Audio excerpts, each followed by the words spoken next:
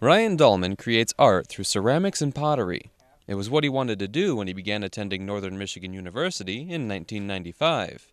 And while many artists don't find commercial success with their craft, Dalman has turned his art into a solid business. I think it was kind of always a goal as soon as I found that the more manufacturing side of the ceramic arts, it's really a production based historically type of media.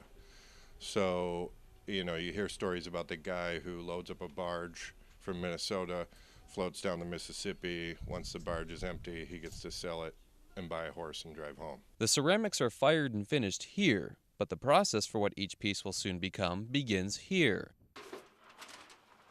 What I start with is weighing out clay balls to specific weights, which gives me specific volumes, and then just let whatever shape start to happen, and then I do 20 at a time. Each 20 is different. And the process for finishing the pieces is lengthy and calls for a team effort. Well, then from the shop, we moved out to the kiln here behind me. And this is a 2-day loading process, and then we have 40 hours of stoking. So every 3 to 5 minutes we stoke wood into this baby for 40 hours. There's usually about 4 or 5 people that help. And then 3 days later-ish, 4 days later, we get to unload.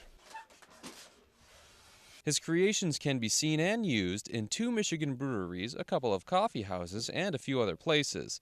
But while Dalman enjoys the relationships he has with places like Black Rock's Brewery and Dark Horse Brewing Company, he also makes more than drinking vessels. Something like this, water crocks, dinnerware sets. You know, I'm trying to, a lot of those lately. But I just want to pretty much keep on keeping on, I think. Everything seems to be working out pretty good. Being in Big Bay.